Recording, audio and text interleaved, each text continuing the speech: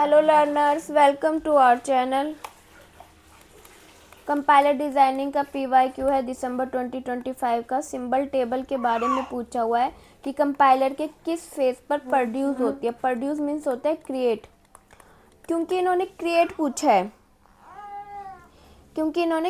पूछा है तो आप यहाँ पे सिंटेक्स एनालिसिस कहोगे। लेकिन अगर ये पूछते कि किस फेज पर चेक होती है, ठीक है, तो आप यहाँ पे क्या कहोगे, सिमेंटिक एनालिसिस कहोगे। क्योंकि एक्चुअल में सिंबल टेबल तो सिमेंटिक एनालिसिस पर ही बनती है, बट क्योंकि वो क्रिएट पहले हो जाती है, ठीक है, क्रिएट पहले हो जाती है, इसलिए सिंटेक्स एनालिसिस इसका आंसर आएगा।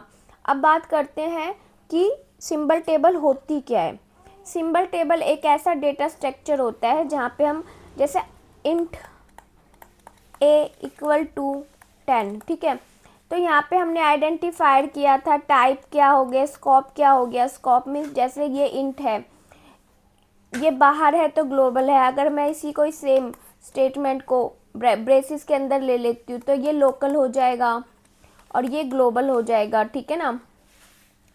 तो ये स्कोप भी चेक करती है, मेमोरी, ये सब काम सिमेंटिक्स एनालिसिस में ही होते हैं, इसलिए सिमेंटिक एनालिसिस में होते हैं, ठीक है, इसलिए इसका आंसर सिमेंटिक एनालिसिस ही आना चाहिए था।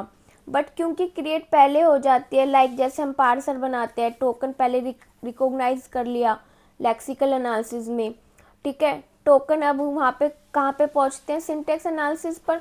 अब सिंटेक्स एनालिसिस में यहाँ से ये जो होती है, यहाँ पे हमने टाइप, ये टाइप हो गया, ये वेरिएबल्स हो गए, ये वैल्यू हो गई, तो ये क्या हो गया, सिंबल टेबल हो गया, ठीक है ना, सिंबल टेबल बन गया यहाँ पे।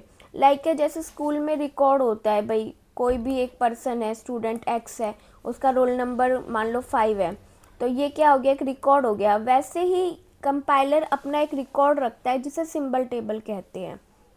समझ में आ रही है बात। तो फेस ऑफ द कंपाइलर में सिंटेक्स एनालिसिस में क्या होता है, यहाँ पे स्ट्रक्चर बन जाता है, ठीक है, जहाँ पे केवल ग्रामर चेक करते हैं, creation of the symbol table. लेकिन जब टाइप चेक करना होता है, वेरिएबल डिक्लेरेशन करना होता है, स्कोप वैल्यू देखनी होती है, मेंटेन करता है, क्रिएट करता है सिंबल टेबल सिमेंटिक एनालिसिस में। तो अगर आप गेट का एग्ज़ाम देखोगे या फिर अदर बुक्स देखो तो सिमेंटिक एनालिसिस ही इसका असली आंसर होता है। बट क्योंकि क्रिएट पूछा है, प्रोड्यूस पूछा और एनटीए इसको जो एक्सेप्ट कर रहा है आंसर, वो सिंटेक्स ही कर रहा है, तो इसलिए सिंटेक्स आएगा इसका आंसर। और जो टारगेट कोड जनरेशन होता है वो मशीन कोड पे काम करता है। लाइक जैसे अभी हमने कहा, जैसे मान लो हमें ए की वैल्यू टी में मूव करनी है, तो हम यहाँ पे असेंबली लैंग्वेज को यूज़ करेंगे, जो COA में हम करते हैं ना, तो असेंबली लैंग्वेज में यूज़ करेंगे कि मूव ATTA है ना, इस तरीके से हम लिखते हैं ना। तो कोड ऑप्टिमाइज क्या करता है, इम्प्रूव करता है कोड एफिशिएंसी को। So answer is syntax analysis. Clear? Thank you, thanks for watching, bye bye.